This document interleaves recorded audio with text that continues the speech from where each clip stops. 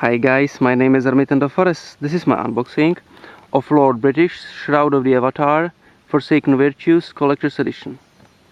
This game is a fantasy MMO role-playing game featuring third-person view that was developed by Portalarium, a new company founded by Richard Garriott, also known as Lord British, and is a spiritual successor to his Ultima games. Originally it was intended as a single-player game, however it ended up as an MMO.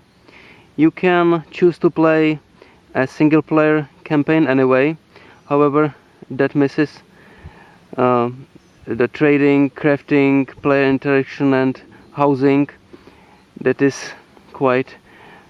forms quite essential part of this game, so you will miss a lot if you play just a single-player campaign. The game was crowdfunded through Kickstarter, and there are 10,000 copies of this game in existence, which is quite a lot. And out of those 10,000, 8,000 was reserved for Kickstarter backers and have this collector's edition sticker on them.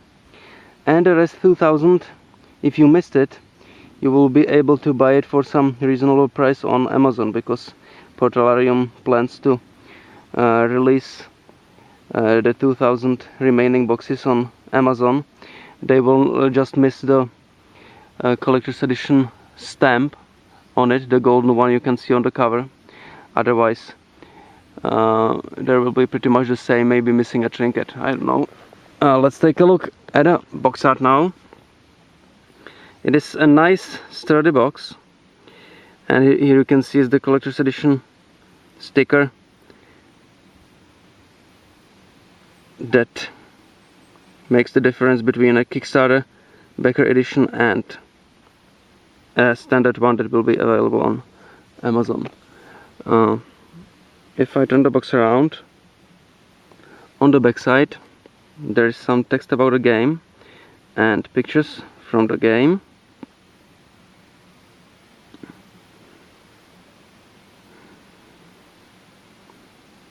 As you can see, it tries single player RPG and sandbox MMO. If I open the box, inside there is a cloth map at first of the game world. Names of the places are written in runic language, so you have to translate them in order to understand it. And the cloth map is actually of very high quality. I like it a lot.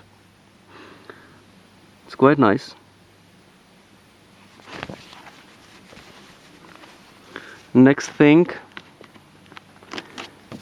is a translation sheet for the runes, where you can see the meaning of each rune. It's just each rune represents a letter, so it's quite simple. It's not some code, but it's very simple translation. On the back side of this translation sheet there is a quick reference card with game controls. And now there are different versions of this box. A higher tier, this is the basic collector's edition box. A higher tier has a signed cloth map that I already shown you, and also has 2 signed certificates coming with it, and those are all hand signed by Lord British. However, you will not recognize it from the box itself, because it's not written there. You will just recognize it after you open it. So in case you consider getting it, for example sealed, or I don't know, then do know that you will not recognize it unless you open it, what version it is. Okay, next we have this coin, that is Shroud of the Avatar Forsaken Virtues coin. Also, it is a nice, very nice thing.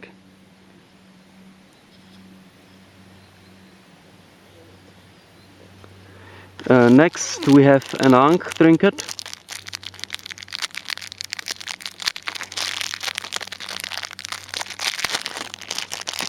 That is, of course, signature of the avatar.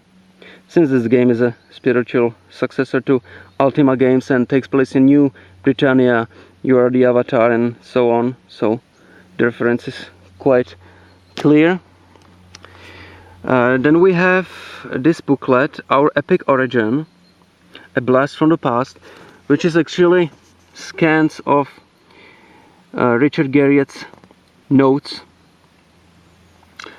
when creating a Calabeth, his first commercial dungeon crawler that was actually a predecessor to Ultima games and features the same gameplay as the early Ultima games. So here are some of his scanned notes from the time when he designed this game. That was in 1979 and 1980.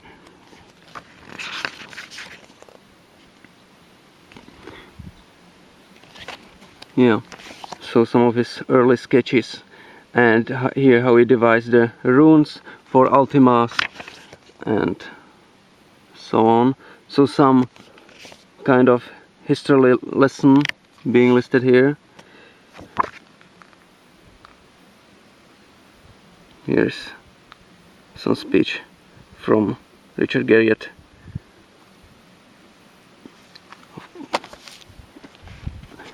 Then we have Adventurer's Manual. This relates to the Shroud of the Avatar game and features all the basic info, how to start, install and play the game. It is very nice, colored inside and in the style of Ultima manuals. I have to say that this collector's edition is of high quality, the items, the contents, even the box itself.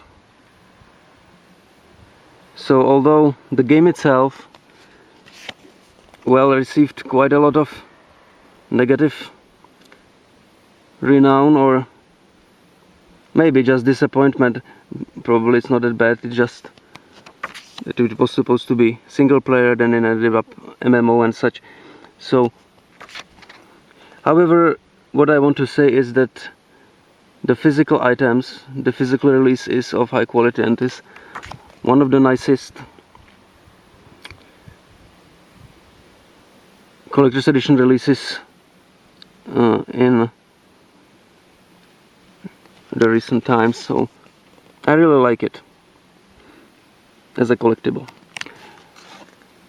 Okay, so decorating houses, all of those combat and all of the stuff you usually see in role-playing games. Here are the credits, people who made this game.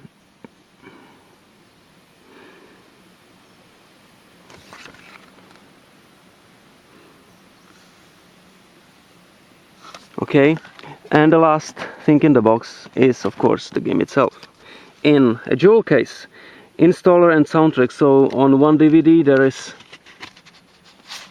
everything included, the game itself and the soundtrack. Yeah, this is the back side of the paper folder. Okay, and that is all that was in this big box. I thank you very much for watching this video.